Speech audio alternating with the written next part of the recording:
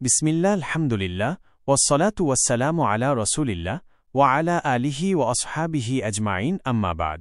আলহামদুলিল্লাহ, আমার স্ত্রী পর্দা করে। আমিও গায়রাত রাখি, পর্দা করার চেষ্টা করি। সে কারো সামনে যায় না, মুখ খোলে না, কারো সাথে কোনো দরকার ছাড়া কথা বলে না। আমিও এটা চাই, কারণ সে জানে সে কেবল তার স্বামীর জন্য। কিন্তু সমস্যাটা হল সেকুলার সমাজে এবং আত্মীয় স্বজনের মানসিকতায়। তারা চায় মামা শ্বশুর, চাচা শ্বশুর, বোনের জামাই, আপন ভাইরা, ফুফাতো, মামাতো, খালাতো ভাইয়ের মতো গায়রে মাহরামদের সামনে স্ত্রীকে নিয়ে আসতে। তাদের ধারণা, এদের সামনে তো একটু চলতেই হবে। তারা বলতে পারে যে, এত হুজুরগিরি দেখানো ভালো না, ও তো তোর আপন ভাই হয়, বা তোর তো ও চাচাতো ভাই হয়, বা উনি তো তোর আপন বোনের জামাই হয়, এদের সাথে তোর বউয়ের কিসের পর্দা? তারা তো তোর আপন মানুষ। প্রশ্নই আসে না। এই চলতেই হবে নামেই চলছে আজ ঈমান ধ্বংসের মিছিল, পর্দার সীমালঙ্ঘন। আল্লাহ সুবহানাহু ওয়া তাআলা নারীদের জন্য পর্দার বিধান দিয়েছেন সূরা নূরের ৩১ নম্বর আয়াতে। আয়াতে বলা হয়েছে, তবে তাদের স্বামী, তাদের পিতা, তাদের শ্বশুর, তাদের পুত্র, তাদের স্বামীর পুত্র, সৎপুত্র, তাদের ভাই, তাদের ভাইয়ের পুত্র, তাদের বোনের পুত্র, তাদের নারীগণ, মুসলিম নারী বান্ধবীরা, নিজেদের অধিকারভুক্ত দাসী, দুধ ভাই, যার সাথে দুধ পান সম্পর্ক হয়েছে, দুধ পুত্র, যাকে নিজে দুধ পান করিয়েছেন, অথবা এমন পুরুষ যারা যৌন কামনামুক্ত, অথবা সেইসব শিশু যারা নারীদের গোপন অঙ্গ সম্পর্কে অবগত নয়। এখানে যাদের কথা উল্লেখ আছে তারা মাহরাম, আর বাকি সবাই গায়রে মাহরাম।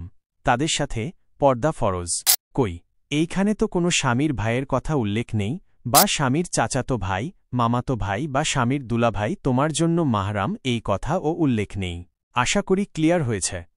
যদি আত্মীয়তার হক রক্ষার নামে দাওয়াত করে ঘরে এনে ২ থেকে ৩ দিন রেখে গায়রে মাহরাম পুরুষ আপনার স্ত্রীর ছায়া দেখতে পায় এবং তা ফিতনার আশঙ্কা হয়, তাহলে আপনি স্বামী হিসেবে ব্যর্থ।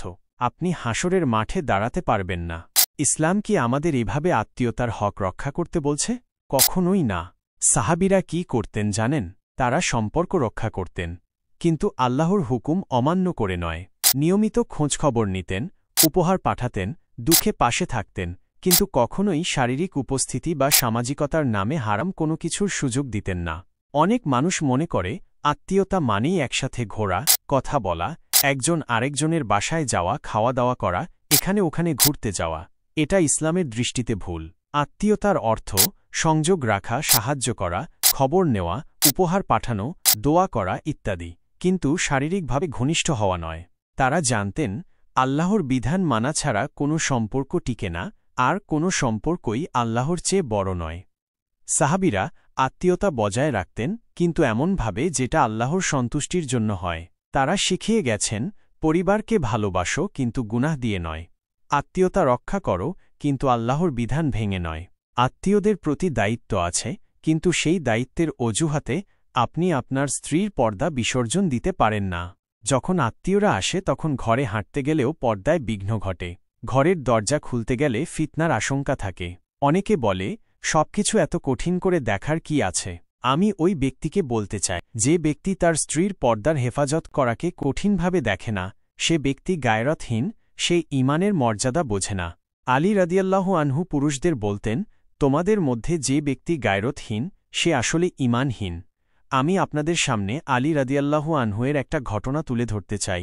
একদিন এক ব্যক্তি ইসলামের চতুর্থ খলিফা মুহাম্মদ সাল্লাল্লাহু আলাইহি ওয়াসাল্লামের জামাতা হযরত আলী রাদিয়াল্লাহু আনহুর কাছে জিজ্ঞেস করল, আপনার স্ত্রী কেমন আছে? তখন আলী রাদিয়াল্লাহু আনহু উত্তর দিলেন, তোমাকে হত্যা করা যদি আমার জন্য বৈধ হতো, তাহলে আমি তরবারি দিয়ে তোমার মাথা আলাদা করে দিতাম। গায়রত হল একজন মুমিনের জ্বলন্ত অলঙ্কার। গায়রত নিয়ে আলী রাদিয়াল্লাহু আনহুর আরও বেশ কয়েকটা ঘটনা আছে। সেগুলো যোগ করলে ভিডিওটি আরও বড় হয়ে যাবে, তাই যোগ করছি না। শুধু যে মুসলমানদের গায়রত আছে ব্যাপারটা এমন না। গায়রত নিয়ে মক্কার এক মুশরিকের ঘটনা আছে। একবার এক মুশরিক ব্যক্তি ছিল, যার কাছে একটি উট ছিল, অত্যন্ত সুন্দর ও সুস্থ। অনেকেই সেই উটটি কেনার জন্য আগ্রহ দেখাত। একজন ব্যক্তি এসে তাকে জিজ্ঞেস করল, এই উটটি আপনি বিক্রি করছেন না কেন? এত সুন্দর উট নিশ্চয়ই ভালো দাম পাবেন। মুশরিক ব্যক্তি উত্তরে বলল, আমি চাইলে এই উটটি ভালো দামে বিক্রি করতে পারতাম, কিন্তু এই উটটি আমার ঘরের নারীরা চড়েছে। এখন যদি আমি এটি বিক্রি করে দিই, তাহলে এই উটের পিঠে অন্য পুরুষরা উঠবে। এটা আমি সহ্য করতে পারব না। এটাই হল গায়রত। যে ব্যক্তি তার স্ত্রী, কন্যা বা পরিবারের অন্য নারীদের অনাচার, অশ্লীলতা বা বেপর্দা চলাফেরা সহ্য করে, সে হল দাইয়ুস। দাইয়ুস হল এমন ব্যক্তি যে অন্য পুরুষদের সাথে নারীদের অবাধ মেলামেশা, বেপর্দায় চলাফেরা বা অবৈধ সম্পর্ক মেনে নেয়। আরেকটি হাদিসে এসেছে, যে ব্যক্তি দাইয়ুস, সে জান্নাতের ঘ্রাণও পাবে না। আল্লাহ সুবহানাহু ওয়া তাআলা আমাদের দাইয়ুস হওয়া থেকে রক্ষা করুন। তাহলে সমাধান কি? প্রথমত, আলাদা রুম বা ইউনিট রাখা, যাতে কোনো সমস্যা না হয়, একই বাড়িতে বা কাছাকাছি। এরপর আলাদা খাবার, পর্দার ব্যবস্থা করা। আর যদি সেটা সম্ভব না হয়, তাহলে রেস্টুরেন্ট বা অন্য কিছু বিকল্প ব্যবস্থা করা। কুরআনে আল্লাহ বলেছেন, তোমরা আল্লাহকে ভয় করো এবং আত্মীয়তার সম্পর্ককে ছিন্ন করা থেকে বেঁচে থাকো। সূরা আন-নিসা এর ১ নম্বর আয়াত। এখানে বোঝা যায়, আত্মীয়তা রক্ষা করা ইসলামী দায়িত্ব। কিন্তু এই রক্ষায় যদি অন্য ফরজ যেমন স্ত্রীর পর্দা, ঈমান বা গায়রাত ক্ষতিগ্রস্ত হয়, তাহলে বিষয়টা আর সোজা থাকে না। আর বর্তমানে প্রত্যেকটা বিবাহিত জীবনে নীরব যুদ্ধ, মা, বউ আর বোনের দ্বন্দ্ব। সাহাবীরা কি করতেন জানেন? যখনই তারা বিয়ে করতেন, তখনই আলাদা হয়ে যেতেন। প্রথমে বুঝি একসাথে থাকলে কি কি সমস্যা হতে পারে। ১. ঝগড়া বিবাদ বাড়ে, শাশুড়ি বউয়ের মনোমালিন্য, ননদ বৌদি বা ভাবি ভাসুরের দ্বন্দ্ব, কে কত আদর পাচ্ছে, কে বেশি দামি জিনিস পড়ছে, এসব নিয়ে হিংসা ও তুলনা। ২. পর্দাহীনতা ও ফিতনার ভয়, দুলাভাই, ননদ বা ভাসুরদের সঙ্গে এক বাড়িতে থাকা মানেই পর্দার সমস্যা। নবীজি মুহাম্মদ সাল্লাল্লাহু আলাইহি ওয়াসাল্লামে বলেছেন, দুলাভাই মৃত্যুর সমান, অর্থাৎ সবচেয়ে বড় ফিতনা। ৩. স্ত্রীর মানসিক চাপ, ছোটখাটো বিষয় নিয়ে গালি, কথা শোনানো, অপমান করা। নিজের ঘর না থাকলে স্ত্রী বারবার অপমানিত বোধ করেন। এতে স্বামী স্ত্রীর সম্পর্কেও ফাটল ধরে। ৪. স্বামীর মানসিক শান্তি নষ্ট হয়, একদিকে মা, অন্যদিকে স্ত্রী। মাঝখানে পড়ে গিয়ে কারো মন রাখতে পারেন না, ফলে সবার সম্পর্ক খারাপ হয়ে যায়। তাই সাহাবীরা কি করতেন? তারা বিয়ের পর আলাদা থাকতেন। তারা বুঝতেন, দূরত্ব মানেই সম্পর্ক থেকে সরে যাওয়া নয়, বরং সম্পর্ককে রক্ষা করার এক পবিত্র উপায়।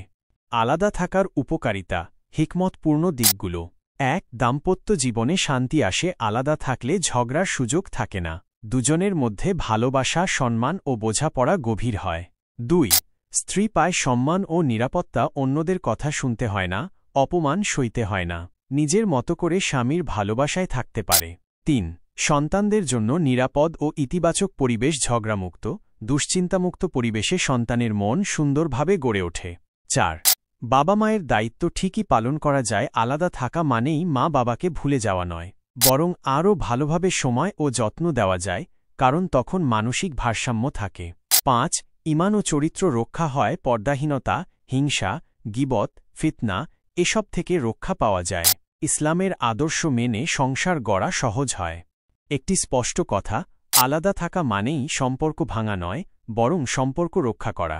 বাবা মাকে ত্যাগ নয়, বরং স্ত্রীকেও তার প্রাপ্য মর্যাদা দেওয়া। সাহাবীরা এই ভারসাম্যই শিখিয়েছেন আমাদের, প্রেমের সাথে দায়িত্ব, দূরত্বের সাথে সম্পর্ক, স্বাধীনতার সাথে পরিপূর্ণতা।